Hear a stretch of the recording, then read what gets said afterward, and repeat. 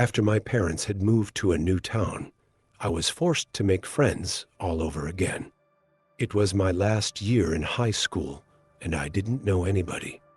I ended up finding a crowd of kids who liked exploring abandoned buildings and smoking weed. There were worse fates, I guess. It was far better than being the new kid with no friends at all. I found the old house on the edge of town, far down a dirt road that seemed to serve no purpose. I was riding my bike at the time. The next day, while we were at school, I reported back to my friends about it during lunch. "We'll go tonight," Mike said, grinning at me. "Steve always finds the most random crap," Howie said, looking down at his tray. "Remember the time you found that underground tunnel in the mental asylum?" "Yeah," I responded. "That was pretty bizarre. But this new house would be far stranger than anything before." 4 of us ended up going. Mike was always the leader and also the only one with the car. His parents were wealthier than any of ours and had bought him a Cadillac on his 16th birthday. He was also the giant among us, standing well over 6 feet tall. Howie was chubby and short. He was always cracking jokes at the worst possible time and getting in trouble. But I loved having him around. He was always in a good mood, always trying to raise everyone's spirits. And then there was Lillian. She was, by far, the smartest among us. She came out with us sometimes, always wearing goth clothing.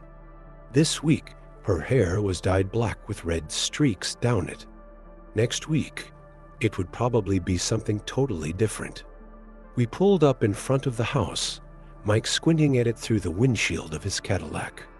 "Holy shit, that place is huge," he said. In the dark, all I could see was its silhouette. Everyone else stayed silent, simply staring at the place. A chill ran down my spine.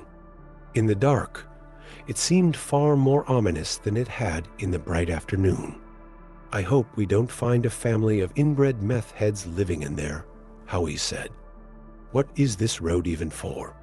There are no other houses on it. It doesn't seem to go anywhere." I had wondered the same thing. We all got out of the car, gathering our supplies. Each of us had a headlamp we usually used for nighttime explorations. Turning them all on, the yard lit up all at once.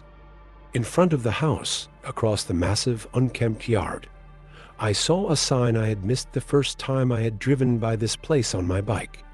Absolutely no trespassing. "Trespassers will be absorbed. What the fuck?" Howie said, laughing. "Trespassers will be absorbed. That's a new one. Absorbed into what? The cosmic soul? Hell? Or maybe the Russian military?" I looked around, feeling watched.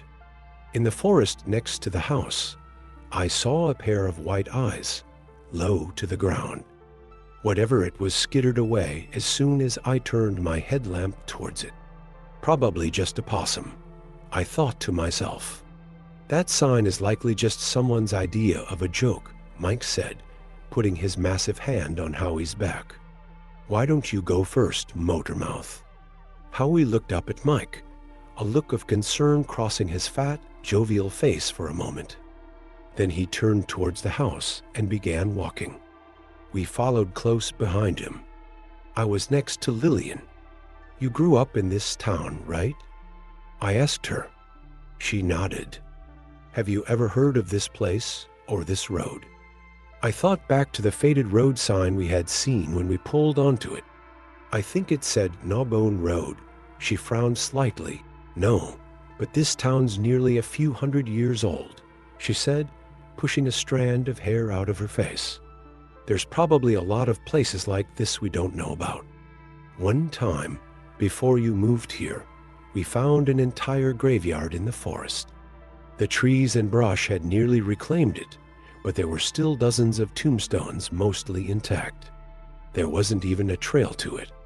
It was like the whole thing had simply been forgotten and left to nature. By this point, Howie had reached the house, going up the rickety, creaking stairs. The front porch wrapped around the house. Old Victorian turrets stood high, blocking out the stars and the dark nighttime clouds. The peeling red paint of the house had mostly been worn away over time, leaving stained wooden boards peeking out underneath. We followed close behind. I saw an old rocking chair on the porch, still moving back and forth. Must be the wind, I thought. Howie put his hand on the doorknob. For a moment, I hoped that it would simply be locked, and then we could just turn around and forget about this whole thing. But it wasn't. The door opened silently, swinging in. "Holy crap," Mike said behind him, looking over Howie's head into the darkness. His headlamp moved up and down as he checked out the front chamber. "Look at the size of that chandelier." Lillian and I moved up close behind him and Howie. A huge glass chandelier still hung from the ceiling, covered in spiderwebs and black dust. Underneath it, a massive staircase went up to the next floor. Dust covered the floor. Among it, I saw footprints. They looked fresh. They only went in, I noticed. Whoever it was must have taken a different way out. "It looks like we aren't the only ones who have been here," I whispered. The rest of them examined the footprints as well. "Maybe it's just a daytime caretaker," Mike said. "Let's go." We all stepped in, closing the door behind us. A faint, musty smell permeated the house, along with something more repulsive, something like rot and spoiled meat. It wasn't overwhelming, but it was definitely there. "Okay, where are we going first?" Lillian asked, her voice calm and unbothered. I wished I could have that level of calm. "Let's go left," Mike said, pointing. "It looks like there's some sort of old library over here. Ancient-looking books were stacked in shelves up to the ceiling. Many of them were water-damaged or falling apart." Lillian moved apart from us, examining them with a frown. "Why would someone leave all these books here? And the chandelier?" she asked. I shrugged, coming up next to her. "Maybe all that stuff is just worthless," I said. "And not a single homeless person or kid has come here to steal the stuff they left behind," she said. She had a good point. She pulled out a random book. Looking over her shoulder, I saw the title, "Human Sacrifice and the Black Arts." The one next to it on the shelf read, "The Teachings of Moloch." "Pretty weird," I said. But Lillian was no longer listening to me. She had opened the book and was reading it with wide eyes. Turning around, I saw Mike and Howie had gone. "Oh shit, Lillian," I whispered. "We lost them. How in the hell could we lose them? They were just right here," and then I heard screaming coming from another room nearby. She dropped the book and we began to run, turning our headlamps this way and that. We ran into the kitchen and saw Mike sprawled across an old table, his throat slashed from ear to ear. He was still alive, gurgling, his eyes frantically moving from one end of the room to another. The table appeared to be drinking his blood. Every drop that fell on it disappeared into the wood. He began to seize, his eyes rolling back in his head. Within seconds, he had stopped breathing, his fingernails and lips turning blue under the intense glare of our headlamps. "Howie, where are you?" I screamed. I didn't know whether Howie had killed Mike or someone else was in here with us. I couldn't see how Howie would do that to any of us, though. My mind moved towards the latter idea. "Oh my God, oh my God," Lillian said, her hands trembling. "We need to call the police. We need to get out of here." She reached into her pocket for her phone, dropping it on the floor in her panic. She picked it up, turning it on. "No service, let's just go," I whispered. "You go first." I put my hand on her shoulder, feeling her chest heave as she began to cry. "We need to go now." I spun her around and began pushing her towards the front door.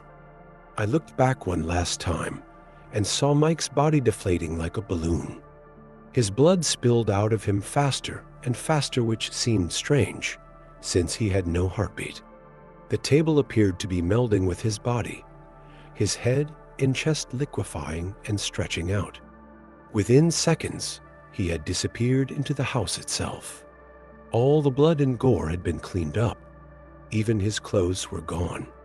I didn't share this with Lillian. I just pushed her faster. We saw the door was closed. I ran past her, trying to open it, but it was locked. I kicked it as hard as I could, putting as much force in the area around the knob as I could, but it was like kicking a metal wall. I shrieked with the pain as the force of the impact ran back up my leg. I checked my phone, my hands trembling. It said there were 0 bars in the house. I tried to send a text out anyways, first to 911, then to my parents.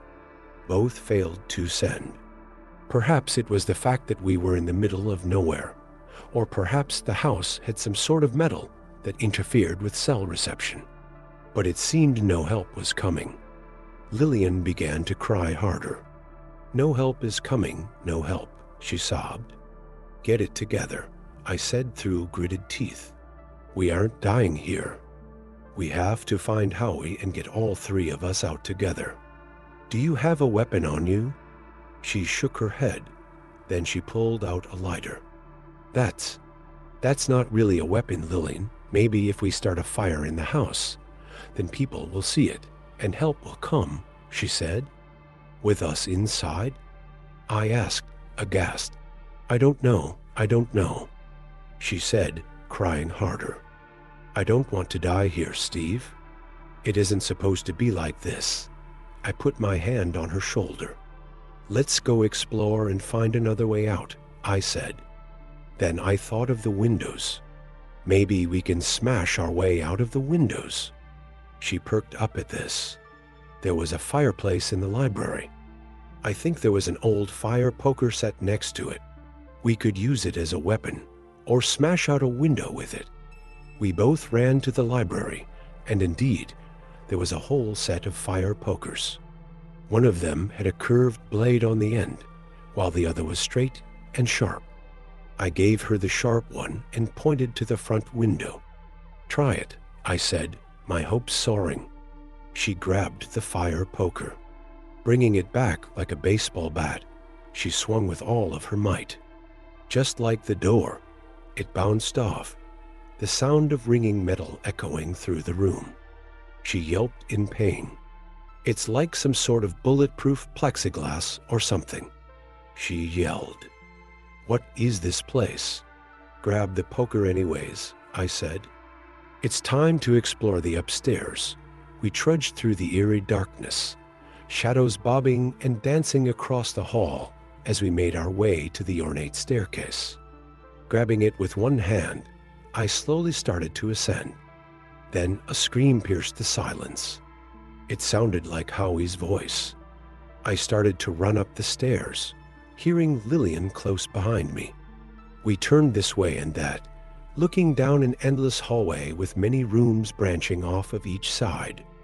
This house seemed so much larger on the inside than it looked from the outside. The carpet on the hallway showed snakes and vines. They began to writhe and undulate, the patterns moving on their own. They began to separate, snake heads peering out of the carpet, as if they had come from underwater. Their slit eyes glowed in the light of the headlamps. They hissed, dozens of them slithering towards us at once. We weren't getting past them, I knew. I turned and nearly fell down the stairs in my haste to get away, stumbling and grabbing onto the handrail as my back leg smashed into the wood. It sent a fiery jet of pain up my body. Looking up, I saw Lillian still standing in place, horrified, her mask open in a silent scream as snake after snake coiled around her legs, going upwards. They bit into her flesh, spitting and hissing. Blood ran down her body. Soon she was covered entirely and fell over in the hallway, the mass of coiling snakes being dragged into the carpet by vines. As soon as her body had disappeared underneath the surface, the snakes and vines began to return to their original positions, and within seconds, I saw just a regular carpet again. She had been absorbed. Fuck, I said, hyperventilating. I was all alone, I knew. I heard no more signs of Howie either. I thought about what to do. Desperate, scheming, I ran back towards the library. I felt in my pocket for my lighter, and grabbing a book, I began to pull pages out and run the flame under the corner. They caught quickly, the old, dried-out paper going up in an inferno. I grabbed more books and tore out the pages, throwing them on the flames, intent on burning this house to the ground. The fact that I was still inside it didn't register in my panicked mind. I knew that if I did nothing, I would die here. I had to destroy it. Then from behind me, I heard a voice low, jovial and mocking. "What the hell do you think you're doing?" Howie said. I turned, seeing an expression of lunatic rage marring his face. "I'm destroying this place," I said. I paused for a moment, looking at him. "How are you still alive?" "Lillian and Mike are dead. The house ate them, I think." He laughed. "I know," he said. "The house needs to be fed. It's been in my family for generations. We always keep it well fed in the end." I gaped at him, uncomprehending. "You'll be its last meal for the night." He walked forward, pulling a bloody knife from his pocket. My fire poker was on the ground next to me. As he ran at me, the knife pointed straight out. I swung down, grabbing the fire poker and smashing it into the side of his head as hard as I could. I heard a crack when it connected with his skull. He fell, the knife clattering across the room, the flames bouncing off its stained metal surface. The room behind me had begun to transform during our fight. Looking back into the shelves of library books, I saw them changing into a mouth. The wall opened up, the plaster morphing and melting. Two black eyes looked out at me, furious. Ancient, rusted nails formed into teeth. The wall began to bow outwards towards me. The fire grew larger in front of it, catching the carpet and wood now. I knew I needed to get out, but the door wouldn't open for trespassers, and neither would the windows. Suddenly, I had an idea. Sprinting away from the demonic face in the wall, I grabbed Howie's unconscious body, dragging him by his legs to the front door. Using his hand, I gripped the knob. With a prayer, I tried to turn it, and the door flew open. Since he wasn't a trespasser, the house wouldn't keep him locked in. Looking back at his unconscious body one last time, I swung the fire poker down on his head. I heard another crack as the side of his skull gave way, a jet of blood pouring out through the hole. I threw the weapon into the hall, running back towards the car. I tried the door, realizing it was locked. Mike had the keys on him when he had been absorbed. Watching the house turn into a blazing inferno behind me, I began to walk down the dirt road dirty, disheveled and frightened, but alive. Story 2. Nikolai came into the house I shared with a dozen other employees of Bureau 39. I could see the bulge of the gargantuan black pistol he always kept holstered under his suit jacket. He rubbed one calloused hand over his freshly shaved head before taking a deep drag of his cigarette and flicking the ashes all over the wooden floor. He smoked Eve's DT, Laurent, a brand of cigarettes that Kim Jong-un also loved. They cost $60 a pack, the equivalent of a month's wages for most North Koreans. We lived in very cramped conditions. I slept on the floor on a blanket, feeling the hardwood like a bed of nails under my back. Computers and tables took up the entire front room of the two-bedroom house. Nikolai pointed at me and my brother with his half-smoked cigarette. He narrowed his cold blue eyes at us. They looked like the eyes of a Siberian husky, the faded color of melting glaciers. "Moon," he said, nodding at me, "take your brother Shin and come with me. Shin pushed his large, black-framed glasses up his bulbous nose. His greasy black bowl cut flew around his head as he turned away from his laptop, jumping up without a word. I got up just as fast. We were never allowed to leave the embassy here in Cambodia. We were kept as virtual prisoners. Everyone in Bureau 39 was at the top of their field.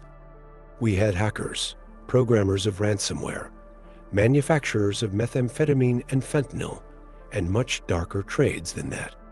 Throughout its history, the Bureau had sold chemical weapons, biological agents, nuclear secrets, torture, and murder. To get the cash back to North Korea, we would use diplomats from the embassies, since they had immunity and couldn't be stopped even if caught carrying millions of dollars. In North Korea, the average person makes about $1,000 a year. Most have no electricity in their homes. People often defecate in the bushes or in buckets, and all farm labor is done with animals and antique plows. Going to the rural areas is like taking a time machine back to the 1700s in a way.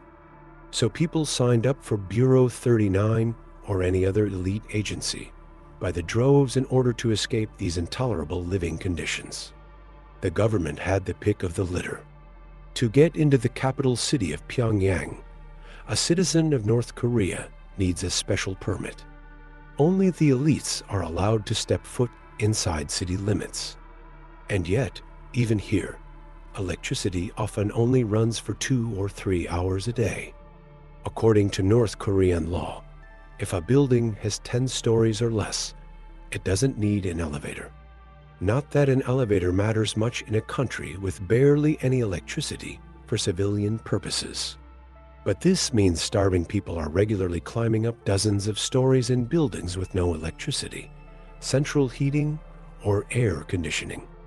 So even though Bureau 39 agents are kept like prisoners in the embassy, we still have luxuries the average North Korean can only dream of.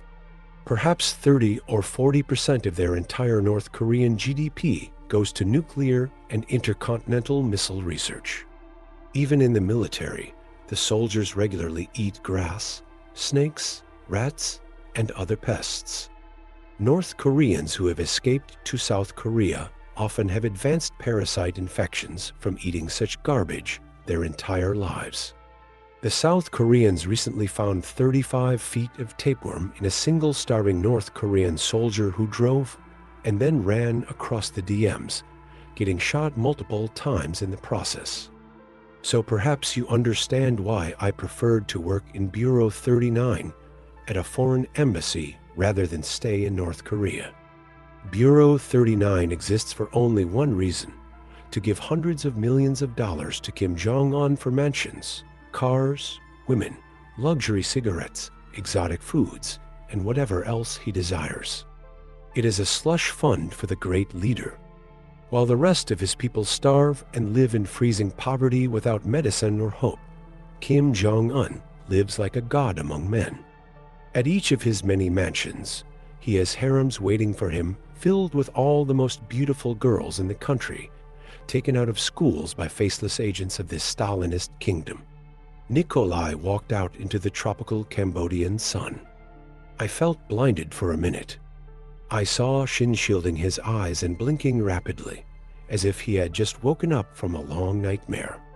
"Please enter your password," the female robotic voice said in a tone so cool it reminded me of ice cream on a scorching day. The alarm will sound in 5 seconds. Sweating heavily in the heat, Nikolai straightened his collar and began pressing a series of numbers. Once he realized I was watching, he swore at me and tried to cover the pad with his other hand, but I had seen the code, 2023. It was just the year. I repressed an urge to laugh. "Come on, scumbags," Nikolai said, taking his designer sunglasses out of his front suit pocket. "We have a meeting to attend. I'll explain on the way." He unlocked the Mercedes-Benz with the North Korean diplomatic plates on it, and we got in. The car still felt cold from the air conditioning. The smell of Nikolai's overpriced cigarettes and even more expensive cologne hung in the air. I got in the passenger's seat, and Shin got in the back. We drove out through the open gate. Once the car had passed the end of the private drive, sensors automatically caused the gate to swing shut, locking the other North Korean prisoners inside, including my wife. We drove past the Buddhist temples and modern skyscrapers of the Cambodian skyline, a combination of ancient stone and gleaming glass. Nikolai lit up a cigarette and, without looking at me, started speaking as if to himself.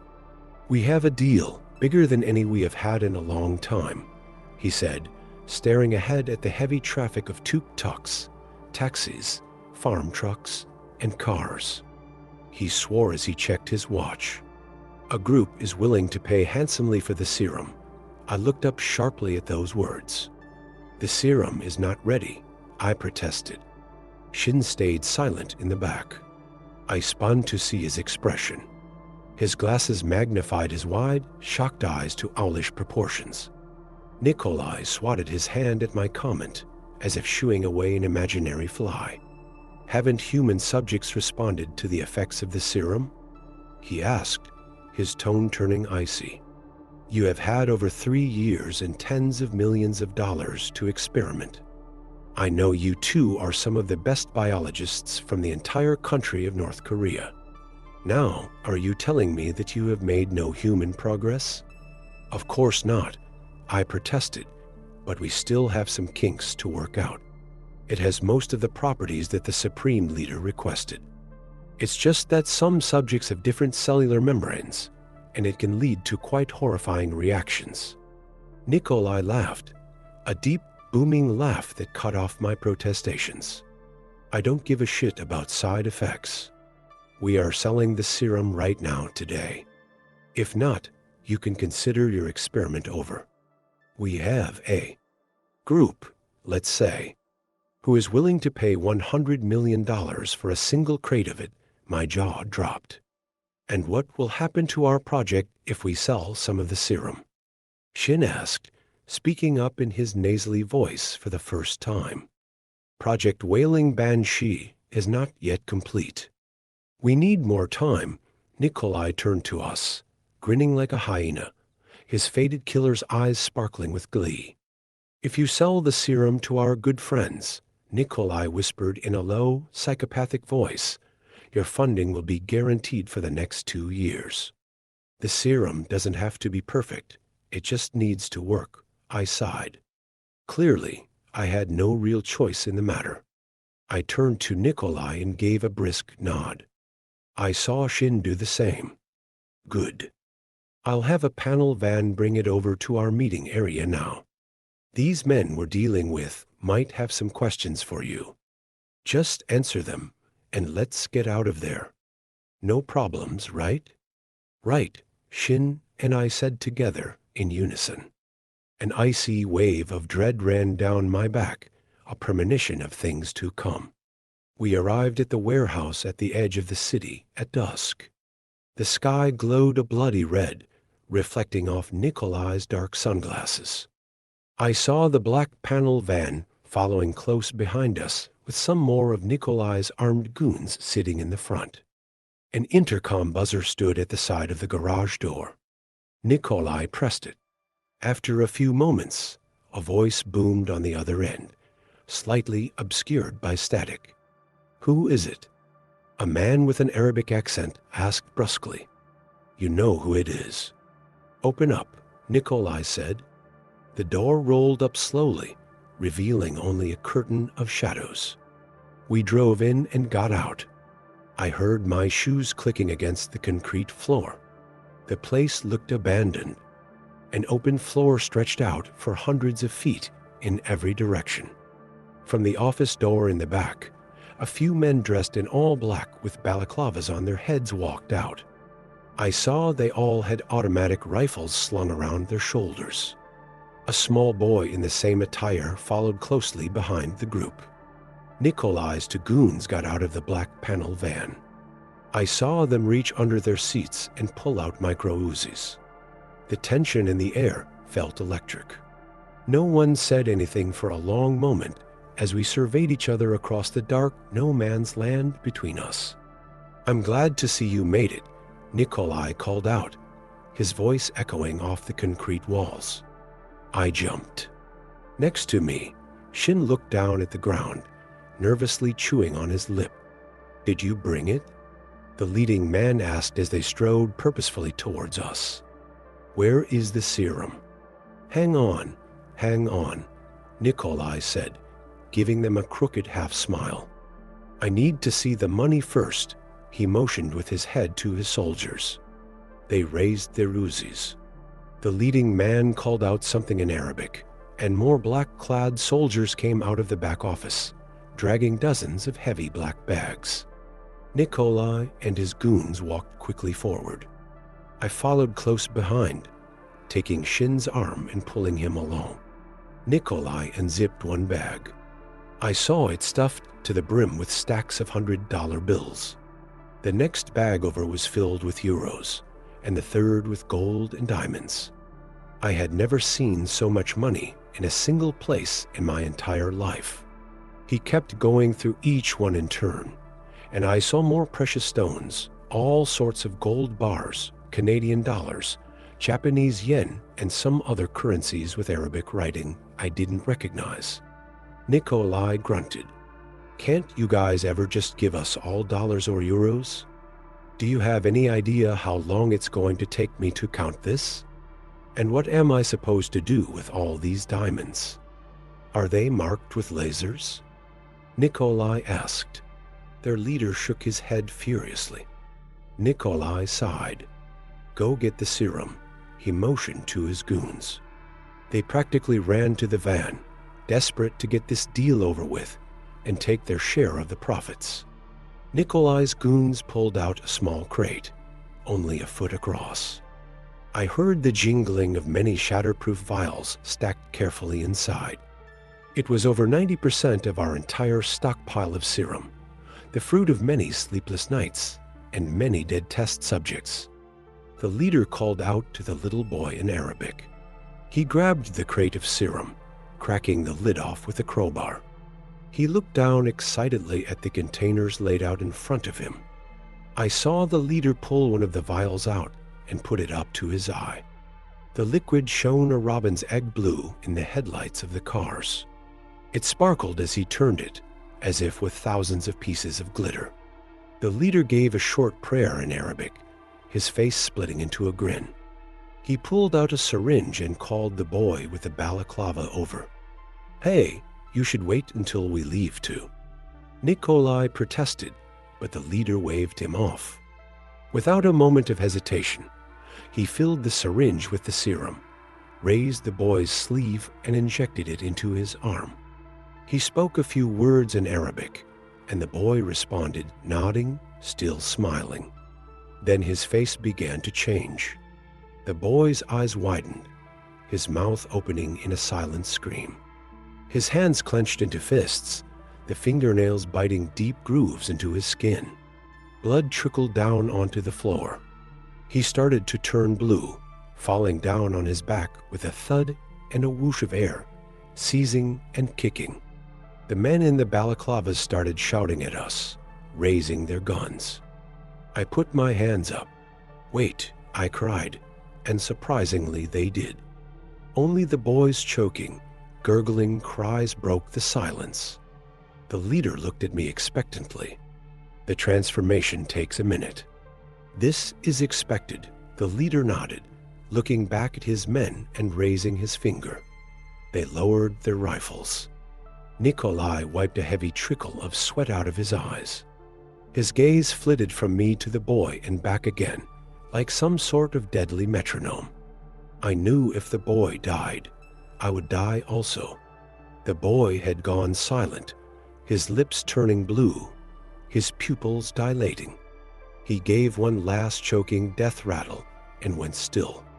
I checked my watch, raising a finger like I had seen the leader do. 10 seconds, I said. The room had gone deathly silent. All I could hear was the frantic thudding of my heart within its cage of bones.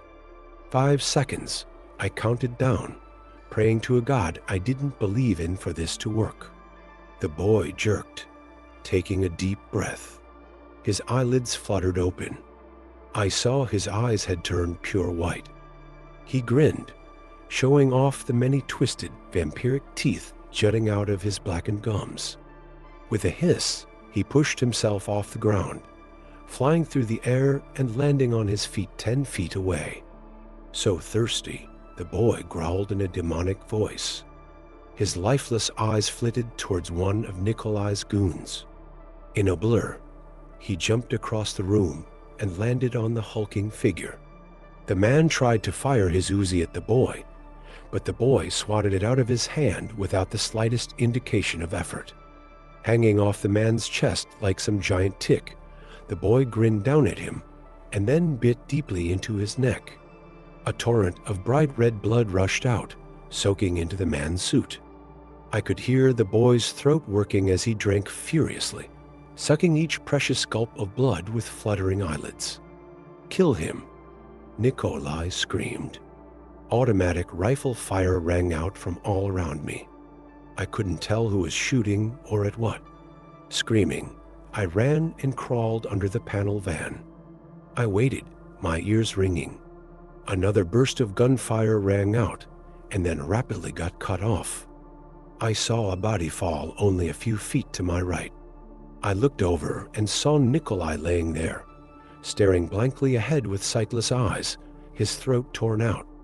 I started whimpering, trying to cover my mouth to keep any sounds from coming out.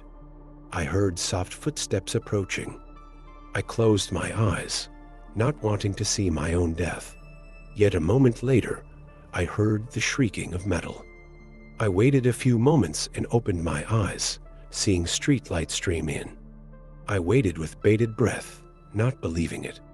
A few minutes later, after I still hadn't heard anything, I crawled out from under the van, checking all around me for any signs of movement. Everyone was dead. I saw Nikolai and his goons with their throats torn out. Some of the black-clad men had their hearts ripped out of their chests, the bones jutting out like razor wire round the edges of the cavernous wounds. My brother Shin had his head twisted all the way around, the skin spiraling up in a nightmarish way. I bent over and retched, my mind swimming in these disturbing visions of mutilation and gore. I looked at the entrance and saw the boy had ripped the locked door off its hinges and walked out into the tropical night. And then it struck me. I was free.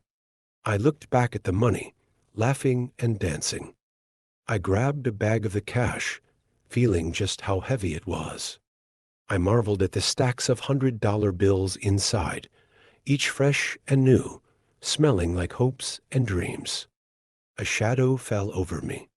In the doorway, I saw the boy. His clothes hung in tatters around his rapidly changing body. As I watched him, he grew taller, his arms and legs lengthening. His tanned Middle Eastern skin lightened until it shone like bleached bones. Claws ripped their way out of his fingers and toes. His cheekbones rose into prominent bulges as his face seemed to sink in on itself. All the hair on his body fell out as his mouth opened and a sound came out, either a laugh or a shriek. I couldn't tell which, and I guessed it didn't matter anymore. The 10-foot-tall vampiric abomination stood before me, gruesome and emaciated with teeth like nails and claws like razor blades. I stepped back, terrified and pleading for my life. "Please, please, don't kill me," I said. "My wife is pregnant. She is back at the..." In a frenzy, the abomination ran forward and slashed at me. I felt an icy numbness run across my arm. Looking down in shock and horror, I saw the monster's claws had slashed through the meat, all the way down to the bone. 4 deep gouges ran through my flesh. The monster growled, shaking the floor. My life flashed before my eyes as it advanced, opening its mouth and showing far too many twisted, razor-sharp teeth. Its breath smelled like dead meat. My eyes watered. And then a man yelled something in Cambodian. A dozen other voices followed, The creature and I both turned. Dozens of police in SWAT gear sprinted into the warehouse, all pointing their guns at the creature. It hissed and spat at them, jumping onto the nearest one and biting at his face shield. I heard it crack like the snapping of bones. A moment later, the police officer's face exploded in a fountain of blood and gore as the creature's dozens of teeth ground into his head. The police opened fire on the creature. I ran towards the back of the warehouse, praying I would find another exit there and find a way out of this chaos and bloodshed. In the darkness, I saw the red lights of a fire door. I pushed my way through it and found myself in a fetid alleyway. The sound of automatic rifle fire and men screaming in agony followed me down the street as I ran. I escaped that monster, but I fear for the future. Because there's a lot more serum coming, and I know from experience that Bureau 39 will sell it to any buyer. Story 3. My toenails were painted black. The sheets on the hospital bed were rough against my bare legs, and the blanket the nurse had given me was even rougher. My foot poked out of the blanket, and all I could stare at were my toes. My toenails were painted black. They told me I had been in a car accident. My car had flipped over many times, and it was dumb luck that I was alive. I didn't remember much of the accident, but I could definitely feel all of the bones I had broken. I remember driving and another car speeding towards me, and then nothing. The next thing I knew, I was in a hospital bed with an 4 in my arm. My toenails were painted black. It just didn't make sense. I hated the color black, and I didn't even remember painting my toes, let alone the color black. The door to my room suddenly opened. "Are you okay?" I relaxed a bit, knowing that my husband was here. I gave him a small smile and a shrug. Happy to be alive, he was staring at me at my injuries, trying to see if I was lying or not. I had a meeting with a client in the city when I got the call from the hospital. That's why I'm so late. "I'm so sorry. Don't worry, I've been having the time of my life here." My husband gave a small, choked laugh and sat down in the chair next to my bed. He was staring at me, scanning the length of my body, utterly shocked that I was alive. "Looks like we also have that in common. Do you remember anything from the accident?" he asked. "Nope. I remember driving, and then nothing. I felt disappointed that I didn't have more to offer anyone. No white light or anything." I gave a snort. This isn't a movie. I wasn't sitting in a waiting room deciding whether or not to come back to life. He had a small smile on his face. "Not every day you get to talk to someone who had a near-death experience. Let's hope I'm the only person you know that almost died." There was a question that was nagging at me that I so badly wanted to ask. "What client were you meeting with today?" My husband was a third-grade teacher. What kind of a client would he have needed to meet? A frown immediately appeared. The new client interested in our firm? He needed representation for the lawsuit? "I told you this last week. Do you not remember?" My heart stopped.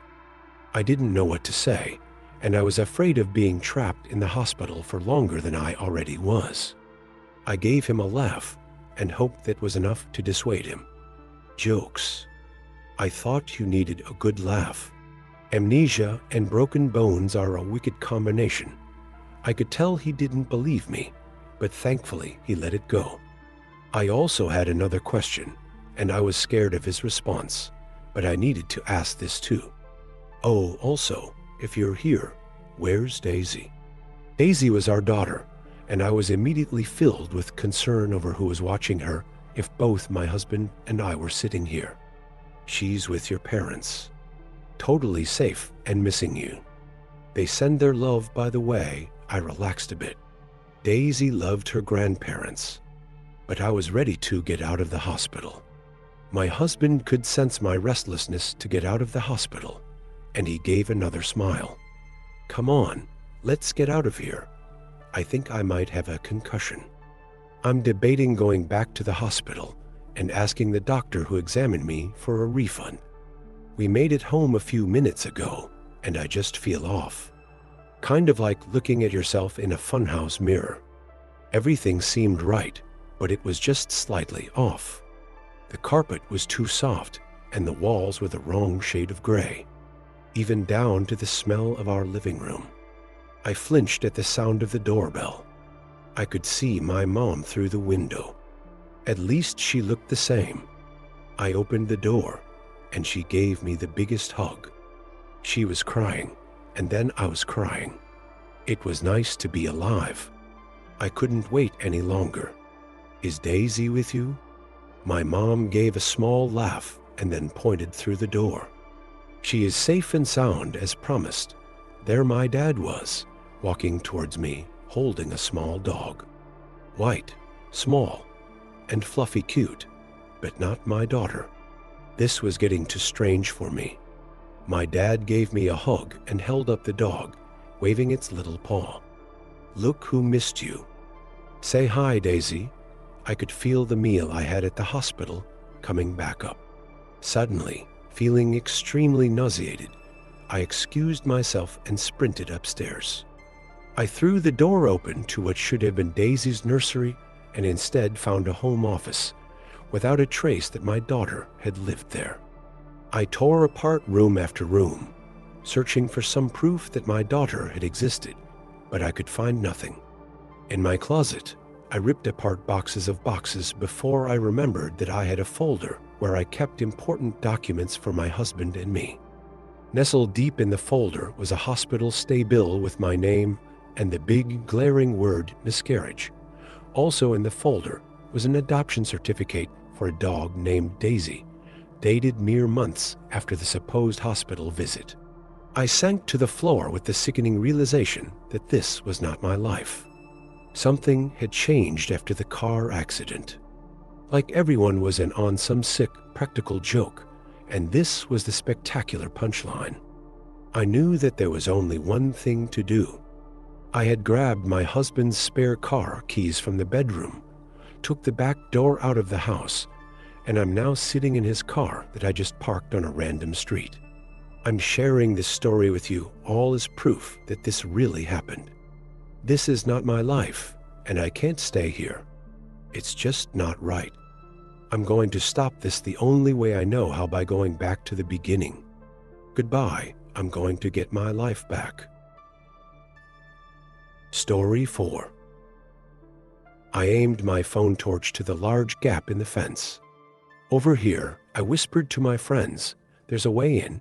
We took turns squeezing through the narrow opening in the metal gate and began walking silently to the derelict building. From there, we managed to slip in through a broken window which previous explorers had gained access through. The inside was pitch black, with an expected damp, musty fragrance. Inglesfield Hospital had been abandoned for over 20 years, and the building had certainly seen better days. The three of us continued down the hallway, with only the lights from our phones illuminating our way. We explored every room we came across, finding a lot of satanic and lewd graffiti decorating the shedding walls. Millie didn't like that, but Harry assured her it was just other explorers messing around, and to not be a wimp. Moving quickly and quietly, we found ourselves in a large room which appeared to be a ward. Some of the beds were overturned, and there were some filthy gowns strewn across the floor. I began walking around, stepping over fallen cubicle curtains when something caught my eye. A brown, leathery object slightly peeking out from under the mattress of one of the beds.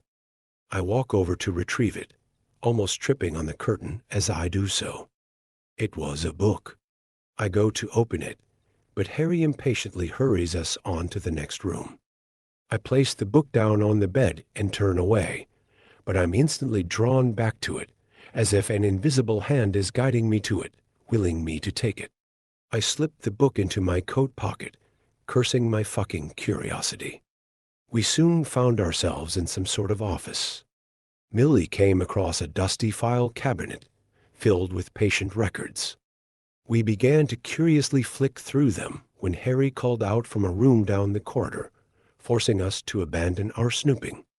We reunite with Harry, who stood in front of an open fridge.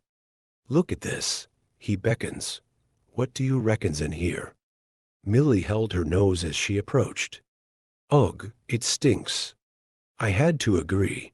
An occupied sealed fridge that hasn't had power for decades certainly holds an odor. We shone our lights over the multiple opaque jars which inhabited the fridge, unable to see what, if anything, was in them. "Oh, Harry, just close it. It's disgusting," Millie whined. "I just want to see what's in here," Harry replied. "Maybe there's something at the back." Harry unexpectedly reached his hand in, causing Millie to squeal. "Are you insane? That's disgusting. Now stop it." She poked Harry sharply in the ribs, causing him to recoil back and send a jar tumbling out of the fridge and onto the floor with a smash. A dark liquid splashed over him. We all aimed our torches down in unison, but before anyone could say a word, the smell hit us.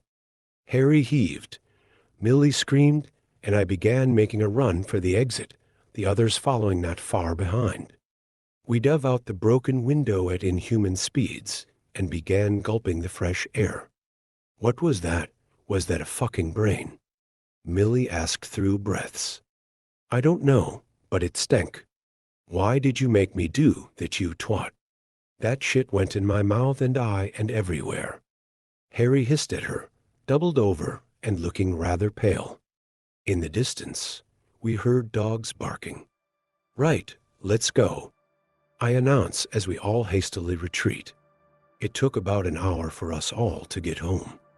I quietly snuck straight to my room, not wanting to draw attention from my parents who were already in bed. I slipped off my clothes and slid into bed, exhausted. 2 days passed without much excitement, and I decided to walk to the shop to get some snacks just to get out of the house for a bit. I pull on a pair of jeans and a shirt and begin looking for my coat within the mess on the floor. I find it by the side of my bed and begin to put it on when my hand hits against something firm in the pocket. The book. I whisper out loud as I remove it from my pocket, the curiosity reigniting inside me. I threw my coat back on the floor, sat at my desk and opened it. It was a handwritten journal with the words Robert Palmer, 1987, scribbled on the inside cover in black ink. February 17th, 1987, day 1 of 5. You'll have to excuse my rushed handwriting. I was informed when signing up for this trial that all outside communications are prohibited, so I'm discreetly jotting down in here to relieve some boredom and savor this so thrilling memory. I've put myself forward for a medical trial. I'm told it involves an injection today and 4 days of progress monitoring. Sounds dull, but I'm being given £2,000 just to lay in a hospital bed for a week, so I will grin and bear it.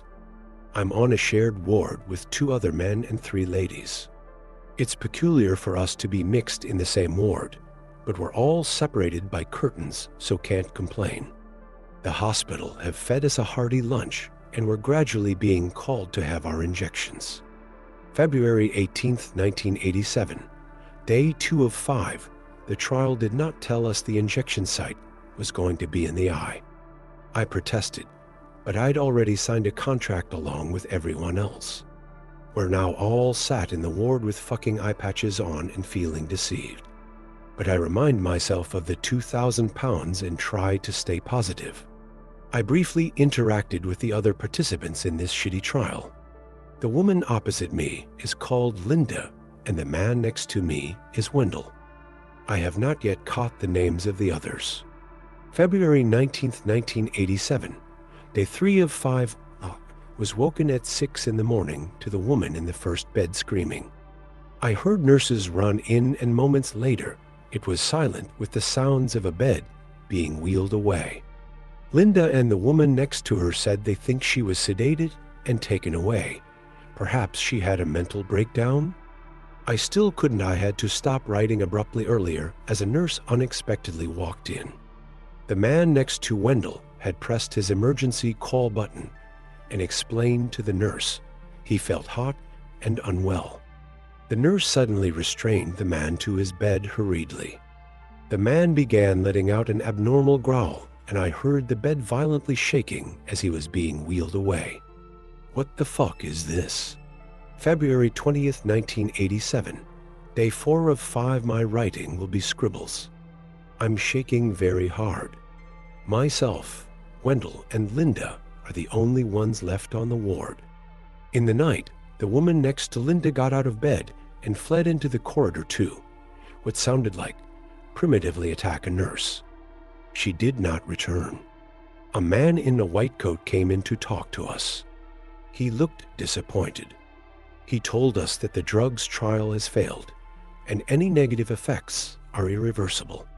He acted more like a stroppy toddler who didn't get his own way than a medical professional. Linda asked what this means for us. The bastard looked at her and shrugged. He told us the 3 other patients did not survive, and 1 nurse has also had to be destroyed due to contamination, but some of their organs will be transported to another facility for further testing. He then apologized and left. The 3 of us have been restrained to our beds. I have very limited movement in my hands. Inglesfield is not a hospital. It's a fucking experiment facility. There is no money. We are just lab rats. Our kin will receive news that we passed from a reaction to the medicine, and there can be no lawsuit as we signed away our rights. I doubt anyone will read this. I regret this. February 21st, 1987, day 5 of 5, we lost Wendell in the early hours of last night. He told me he felt like he was burning, before growling and shaking violently. We were left in the room with him for nearly 20 minutes, terrified he was going to break free of his restraints and harm us. Wendell managed to pull the curtain between us down. His eyes were fully black, and his mouth was wider than possible, and the demonic sounds he was emitting was haunting. The nurses ignored our pleas. If this is my fate, I'd rather just be put down now than go through that. But we were ignored, as if we'd been given up on now. It's getting late now. I'm feeling very hot. I don't know what to do. I closed the diary with wide eyes. Surely this must be a prank? But the book looked so aged that it was hard to convince myself it was a hoax. I opened my laptop and searched up Inglesfield Hospital. There were hardly any results, just that it suddenly closed due to unknown circumstances. I grabbed my phone and called Millie. She answered, and before she could finish her greeting, I told her everything I just read. Millie sounded genuinely concerned and reminded me of what we'd found in the fridge. She told me to call Harry. I obeyed, briefly hanging up on her to dial Harry's number. No answer. I try again. Nothing. I try several more times before calling Millie. Oh, let's just go over to his. Millie insisted. I'll meet you on his road in 10. Millie eventually jogged up to Harry's road to meet me. He's probably just still asleep, but you've scared me now, Millie scolded me. All this talk of brains and demon zombie shit. We got to Harry's house and knocked on the door. No answer. We knock again, louder. Nothing. Maybe they're out, I suggest, but Millie was already heading around the house to the back gate. I followed her. All the cars are here, Millie told me. Plus, they know us well enough. They never mind when we let ourselves. Millie stopped in her tracks after turning the corner. I caught up to her and followed her gaze. The glass back door was completely smashed, and a large blood trail led off beyond the garden. I slowly walked closer to the door, Millie still frozen in fear. Just inside the door, I saw the faceless remains of Harry's mother. My jaw dropped, and I let out an audible gasp. This caused his mother to slowly distort her head to look at me.